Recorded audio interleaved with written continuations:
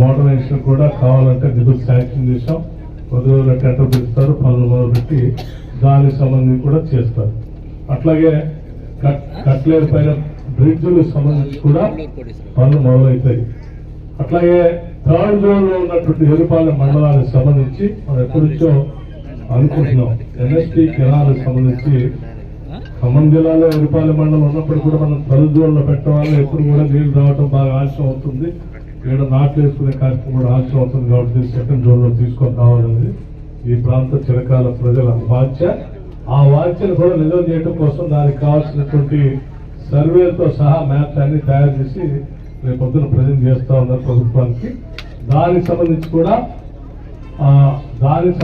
కూడా తప్పనిసరిగా త్వరలోనే ఆ డిజైన్స్ అన్ని అయిపోయిన తర్వాత మీకు జియో ఇచ్చే కార్యక్రమం చేస్తాం. దానికి సంబంధించి బడ్జెట్ లోనే ప్రజెంట్ చేసేటప్పుడు ప్రత్యేకంగా 500 కోట్ల రూపాయలు దానికోసం కేటాయించడం కూడా జరిగింది. అంటే ఎరుపాలెం మండలం నీటి ఇబ్బంది లేకుండా ఏ గ్రామానికి కూడా వ్యవసాయానికి ఇబ్బంది లేకుండా చేసే కార్యక్రమం చేస్తున్నాం. మనం గతంలో మంచినీటి కోసం కూడా మనం అక్కడ ఫ్యాక్చర్ దగ్గర నీళ్లు తీసుకొని అన్ని గ్రామాలకు ఇచ్చే కార్యక్రమం చేపట్టాం. సరే మధ్యలో వీళ్ళు మిషన్ భగీరథని చెప్పి దాన్ని తాళాలు వేసి పని కాకుండా లోపల బంద్ చేసి పెట్టారు.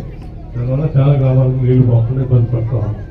సో ఇప్పుడు నేను దీన్ని రెండింటినీ రిపేర్ చేసి అన్నింటినీ వాడకంలో తీసుకొని రావాలని చెప్పాను. దానికి ఏమైనా రిపేర్లు కావాలంటే నిధులు కూడా చాలా 10 సంవత్సరాల నుంచి వాడకంలో లేదు. ఏమైనా కావాలంటే కూడా నిధులు శాంక్షన్ చేస్తామని చెప్పాం. ఇప్పుడు ఇవాళ మనం కొత్తపాలెం మొత్తం వాళ్ళు అదే చెప్తా ఉన్నాం, నీళ్ళు రావట్లేదని, మంచి నీళ్ళు రావట్లేదు.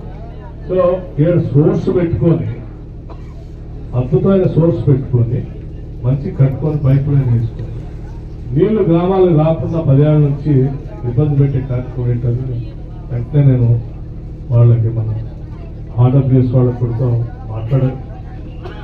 వాళ్ళకు కూడా చెప్పి తొందరగా అన్ని గ్రామాలకి నీళ్ళు వచ్చి ఏర్పాటు చేస్తాం. లేకపోతే రుణమాఫీకి సంబంధించి కూడా ఎవరు ఊహించిన విధంగా రాష్ట్ర చరిత్రలోనే కాదు, దేశ చరిత్రలో కూడా,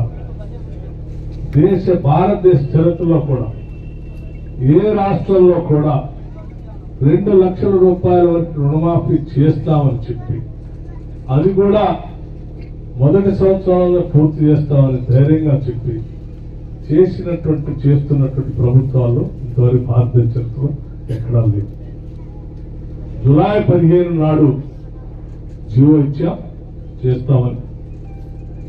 జూలై 18వ తారీఖు నాడు అంటే 15 నుంచి 18వ తారీఖే మొదటి విడతలో 1 లక్ష రూపాయలు ఉన్నటువంటి వాళ్ళందరికీ డబ్బులు వేసేసాం బ్యాంకులు. జూలై 30వ తారీఖు వచ్చే వారికల్లా అసెంబ్లీ సమావేశాలు నడుస్తూ ఉన్నాయి. ఆలస్యానికి ఇబ్బందులు వస్తుందనేటువంటి ఆలోచనతో అసెంబ్లీ ప్రాంగణంలోనే లేట్ చేయకుండా ఉండాలని చెప్పి 1.5 లక్షల వరకు రుణాలు ఉన్నటువంటి వాళ్ళకి మళ్ళీ ఒక 7 నుంచి 8 కోట్లు. మళ్ళీ మొన్న ఆగస్టు 15 నాడు వైరాలో జరిగినటువంటి భారీ బహిరంగ సభలో ముఖ్యమంత్రి రేవంత్ రెడ్డి గారు కూడా వచ్చారు.